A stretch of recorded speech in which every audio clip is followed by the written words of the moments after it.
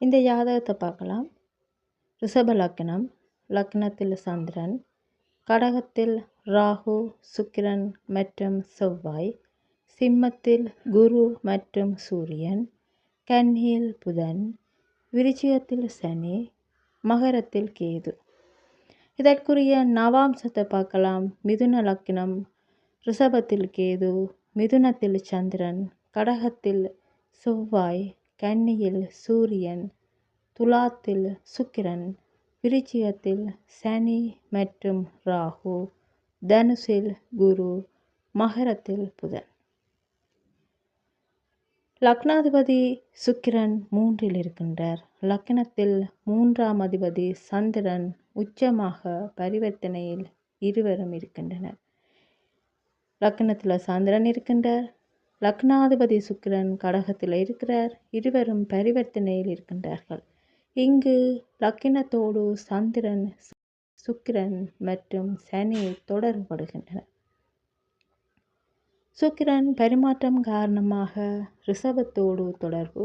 அது சுக்கிரனின் வீடு. நேரெதிராக அவரது நெருங்கிய நண்பர் சனியோடு தொடர்பில் இருக்கின்றார். அதே சனி சிம்மத்தோடும் சிம்மத்தில் உள்ள சூரியன் குருவோடும் தொடர்புபடுகின்றார். மோட்சகாரகன் கேதுவோடும் சனி தொடர்படுகின்றார். சுக்கிரன் பரிமாற்றம் காரணமாக ரிஷபத்தோடு தொடர்பு. அது சுக்கிரனின் வீடு. நேரெதிராக அவரது நெருங்கிய நண்பர் சனியோடும் தொடர்பில் இருக்கின்றார்.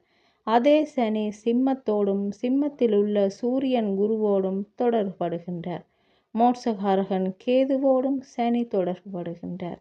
சுக்கிரனும் வலிமை, கடகாதிபதி சந்திரனும் இங்கு வலிமை, மகாவிஷ்ணுவை கிருஷ்ணனை குறிக்கும் புதனும் இங்கு வலிமை, சிம்மத்தில் சூரியன் வலிமை. இங்கு செவ்வாய் நீசபங்கத்தில் இருக்கின்றார், வலிமையாக இருக்கின்றார். கடகம் பாற்கடலை குறிக்கும் தெய்வ அவதாரத்தை இது காட்டுகிறது. இறைவனின் தோற்றத்தை இது காட்டுகிறது.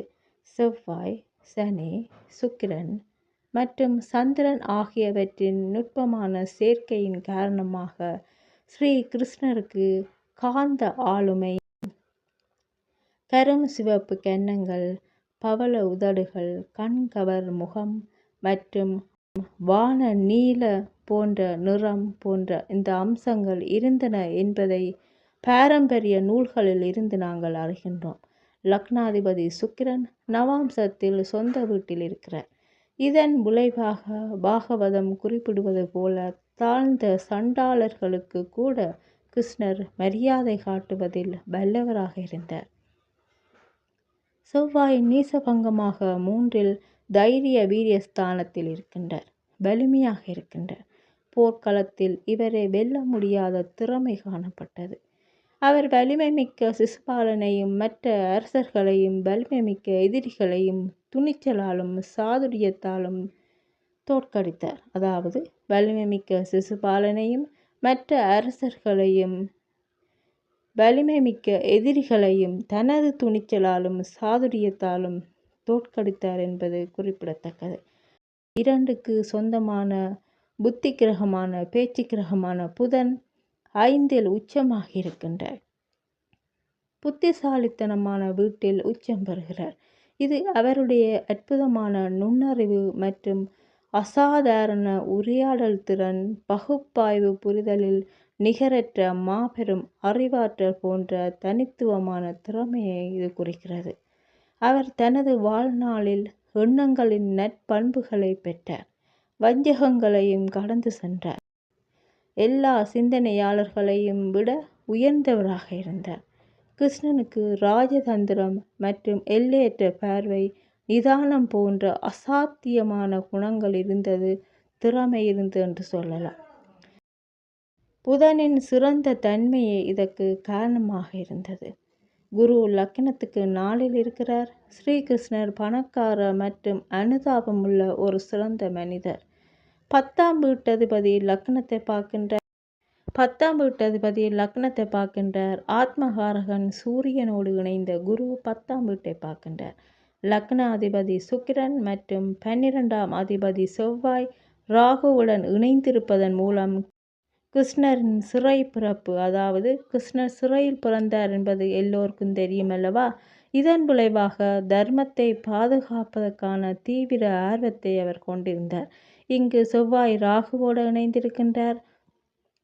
லக்னாதிபதி சுக்கிரன் மற்றும் 12ஆம் அதிபதி செவ்வாய் ராகுவோடு சேர்ந்திருக்கிறார்கள். அதனால் கிருஷ்ணர் சிறையில் பிறந்தார் என்பது நியாயமான ஒன்றாகும்.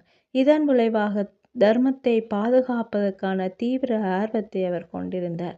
11ஆம் அதிபதியான குரு மூத்த சகோதரத்தை குறிக்கும் 8ஆம் நவாம்சங்களை பெற்று 9இல் இருக்கின்றார். அவர் ராசியில் சனியின் அம்சம் மற்றும் நவாம்சத்தில் ராகுவுடன் சேர்ந்திருக்கின்றார். கிருஷ்ணர் 8வது குழந்தை என்பதை கவனத்தில் கொள்ள வேண்டும். மூத்தவர்கள் அனைவரும் ஹம்சனால் கொல்லப்பட்டனர். மாத்ருகாரக சந்திரன் உச்சம் பெற்றிருப்பதாலும் பித்ருகாரக சூரியன் குருவுடன் சொந்த வீட்டில் இருப்பதாலும் பெற்றோர்கள் நீண்ட ஆயுளுடன்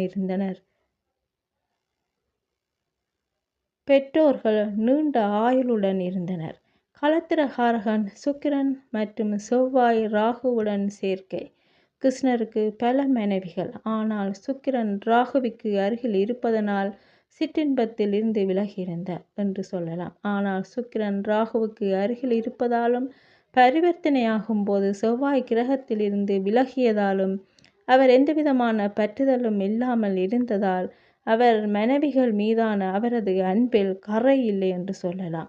புதன் 5வது வீட்டில் உச்சமாகின்றார். சூரியன் இங்கு ஆட்சியாக இருக்கின்றார். புத்திரகாரகன் குரு சூரியனுடன் இணைந்திருக்கின்றார்.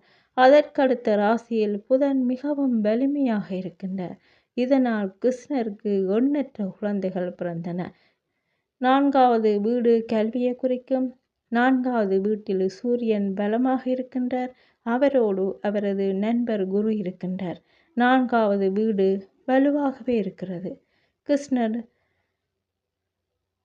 கல்பங்கள் வேதங்கள் மற்றும் எல்லாவற்றிலும் நிபுணரானார் என்று கூறப்படுகிறது. வேதங்கள் மற்றும் வில்வித்தை மீமாம்சத்திலும் தர்க்க ரீதியான மற்றும் அரசியலின் 6 உத்திகள் மற்றும் 64